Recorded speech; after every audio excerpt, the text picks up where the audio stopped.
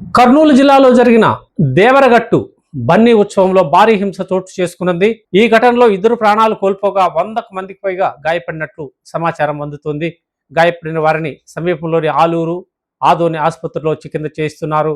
సుమారు 10 మంది వరకు తీవ్రంగా గాయపడి విషాదకర పరిస్థితిలో ఉన్నట్లు సమాచారం ఉంది. ఈ ఉత్సవం కర్నూలు జిల్లా హోలుగుంద మండలం నేరానికి గ్రామం వద్ద ఉన్న దేవరగట్టు ప్రాంతంలో ప్రతి ఏడాది దసరా రోజు ఈ ఉత్సవం జరుగుతుంది. ఈ ఉత్సవంలో 11 రోజులు తర్వాత విజయదశమి నాడు నేరానికి తాండా, కొత్తపేట గ్రామాలకు చెందిన ప్రజలు ఒక గ్రూపుగా ఏర్పడి దేవతామూర్తులను సింహాసన కట్ట లేదా పాదాల కట్ట నుంచి దేవరగట్టుకు రాత్రిపూట వైభవంగా తరలిస్తారు.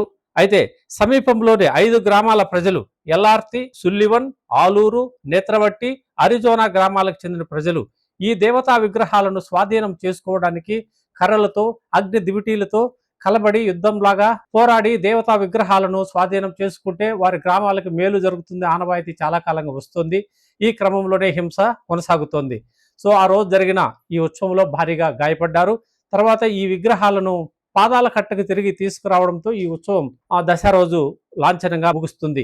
ఈ క్రమంలో కర్నూలు జిల్లా ఎస్పీ పటిష్టమైన చర్యలు తీసుకున్నా కూడా ఈసారి భారీగా అనుకున్న దానికంటే ప్రజలు 3 లక్షల వరకు రావడం, అందులో కర్ణాటక ప్రాంతానికి చెందిన బయట భక్తులు కూడా ఎక్కువగా ఉండడం, ఈ కర్రల యుద్ధం జరిగే క్రమంలో భారీగా రాళ్లు విసరడం వల్లనే ఈ హింసాత్మక సంఘటనలు చోటు చేసుకున్నట్టు తెలుస్తోంది. అలాగే ఈ హింస ఇప్పుడే కొత్త కాదని 2022లో ఒకరు చనిపోగా 70 మంది ఈ ఉత్సవంలో గాయపడ్డారని, 23లో 2 చనిపోగా 90 మంది గాయపడ్డారని, 24లో ఒకరు చనిపోగా 70 మంది గాయపడ్డారని, ప్రస్తుతం 2 చనిపోగా 100 మంది గాయపడ్డారని తెలుస్తోంది. కోర్టు ఈ కర్రల ఉత్సవాన్ని నిషేధించినప్పటికీ పోలీస్ వ్యవస్థ ఇంతవరకు దీన్ని అదుపు చేయలేకపోవడం దురదృష్టకరం. సీనియర్ పోలీస్ అధికారులైన ఎస్పీ, డిఐజీల మీద చర్యలు తీసుకుంటే తప్ప ఈ ఉత్సవాన్ని వీళ్ళు హింసాత్మక ఘటనలు నిలువరించే అవకాశం కనిపించడం లేదు.